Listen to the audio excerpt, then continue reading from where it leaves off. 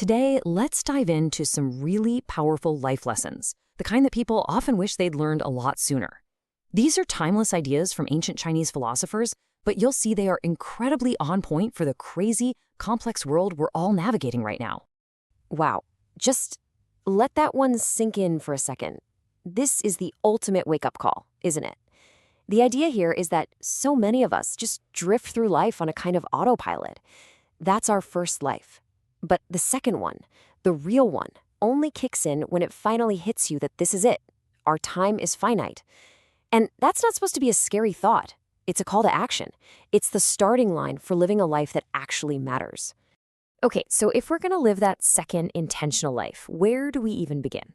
Well, the wisdom we're about to unpack says you don't start by changing your job or your city. No, it all starts from the inside. Let's dig into how our internal state literally creates our external reality. Check out this chain reaction. It's so powerful. You see where it all begins? With our thoughts. Just those little things rattling around in our heads. The idea is to watch them, to be mindful of them, because they are the seeds of everything. Those thoughts become the words you speak. Your words push you into action. Actions, when you repeat them enough, become habits. Those habits slowly but surely forge your character. And in the end, your character becomes your destiny. It's a blueprint showing that your destiny isn't some random thing that happens to you. It's something you build, one thought at a time. And this right here, this just nails down the power of those first thoughts we were just talking about. Your own internal story, what you tell yourself, literally sets the limits of what's possible for you. If you tell yourself you can't do something, guess what? You've just built a wall, and you're not getting over it. But if you truly believe you can, well, you've just opened the door. It's kind of funny how the world tends to give us exactly what we expect from it. This brings it all home with some incredibly practical advice. Focus your energy inward. You know, it's so easy, so tempting to point out what's wrong with everyone else. But the real, meaningful work, that's about tending to our own garden. It's like they say, you're wasting your time trying to weed someone else's yard when your own is a mess. Real growth, real progress, it always comes from self-correction. So once we start doing that inner work, how does it change the way we actually deal with the world outside? Our next section is all about applying that internal wisdom to our social lives, our relationships, and how we interact with other people. This one is, well, it's a tough one, but it's so important. We usually think a friend is someone who makes us feel good, who says all the right things. But what these philosophers are arguing is that the person who just gives you empty praise, who flatters you, that person is actually an enemy to your growth. The true friend, the person who helps build you into a better version of yourself, is the one who has the courage to tell you about your faults, not to tear you down, but to help you up. Now, this is pure strategy. And look, it's not about being deceptive or fake. It's just about being smart. When you're in a position of strength, a little humility, appearing less formidable, can keep you from becoming a target. And when you're feeling weak or vulnerable, projecting a bit of strength can be the shield you need. It's all about consciously managing perceptions to navigate tricky situations more effectively.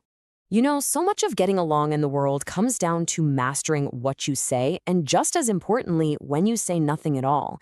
This highlights a few really key ideas. First, words are permanent. Once they're out there, you can't take them back. And sometimes, as that last point says, silence is actually the most powerful and wise response. It's all about treating our words with intention, knowing they're a powerful tool that you can't undo. Okay, so we've covered our internal state, and we've got some strategy for the external world. Now we get to the third and absolutely crucial piece of the puzzle, the art of action. This is all about how we turn all this wisdom into real, tangible results. Here's a classic question, but it's one we all need to ask ourselves anytime we're facing a goal that just seems massive, overwhelming. Where on earth do you even start? And there it is. The simplest and maybe the most powerful answer of all time. That feeling of being paralyzed by a huge task, it's not beaten by some grand, complicated plan. It's beaten by taking the smallest possible action you can. That very first step is always, always the most important one. This gives us the perfect mental image for how to take that first step. Moving a mountain? That sounds impossible. But carrying one small stone? Hey, I can do that, and you can too. It's a great reminder that huge accomplishments almost never happen in one giant leap. They're just the result of thousands of small, consistent efforts, day after day. And this might be the most encouraging lesson of them all. Seriously, the focus isn't on how fast you're going, it's on persistence. It's on just not stopping. Any progress is still progress, no matter the pace. The only real way to fail is to quit. So as long as you keep putting one foot in front of the other, you're on your way.